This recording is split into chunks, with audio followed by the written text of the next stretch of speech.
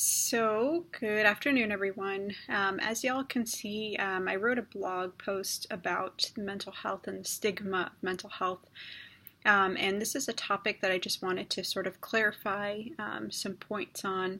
A couple things is that number one, I grew up in an Egyptian community. I was born in Egypt. And so within the Egyptian community, along with many other immigrant communities, mental health tends to be a bit of a stigma. And so it's really important, I think, as a provider in mental health services coming from a minority group or minority culture, it's important for me to really advocate for the field and identify and speak to the importance of getting help, whatever that help means, whatever it sort of means. So my blog post was really just about, you know, number one, if a family member or parent is sort of not buying into the process initially, I would say that that's okay for now until they start to see sort of the benefits and the effects of engaging in services. So what I like to say is that modern day psychology and psychological services have existed in every form, even prior to the medicalization of psychological support and efforts. So, for example, what were people doing 1,000 years ago before the field of psychology existed? People were still seeking healing and seeking treatment and didn't really have as much knowledge as we do nowadays. So every year, every century, every decade that's gone by, we have thankfully gained more insight, done more research, understood the human being and our development, whether it's psychological, physical development. If we look at technology in the medical industry now compared to 500 years ago, we're becoming more intelligent and learning more and progressing. And so it's the same step with psychology.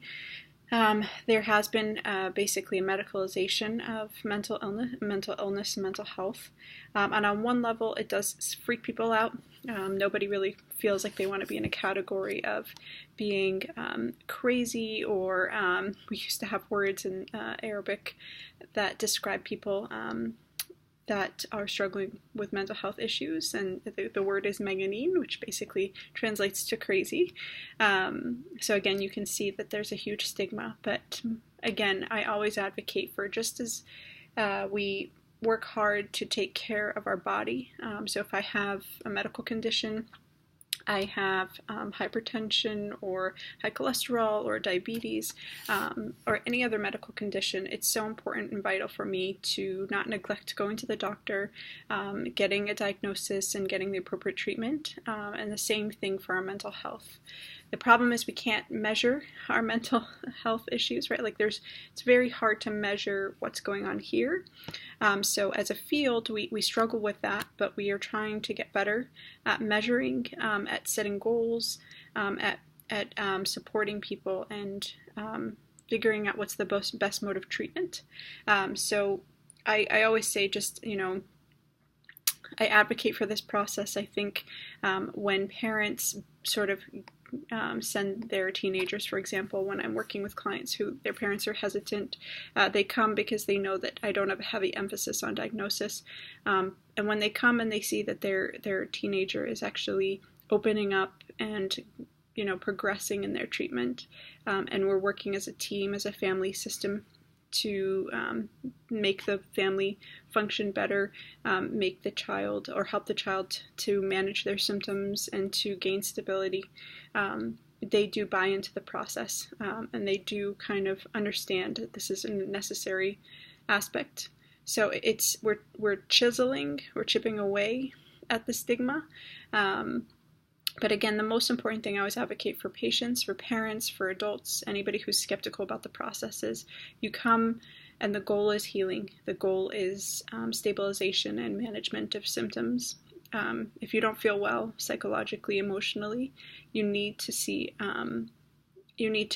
help with a professional who's trained in this field, just like you would with any other medical condition. So that's sort of my take on the matter. I just want to make sure that I clarified that. I think it's not that I'm not emphasizing the importance of our work, and I'm not saying that that the DSM is something that we shouldn't acknowledge, but definitely emphasizing that, wherever a parent or an adult or anybody comes from, it's really important to sort of build a rapport, allow there to be trust built so that, everyone can figure out and realize that, this is a helpful process, and taking care of your mental health and physical health, emotional health, spiritual health, all of it is important, and we are whole people. We have many parts, and we need to be taken care of on every single level. So that's all I got. If you guys have any questions or comments, feel free to leave your comments, and I will respond back.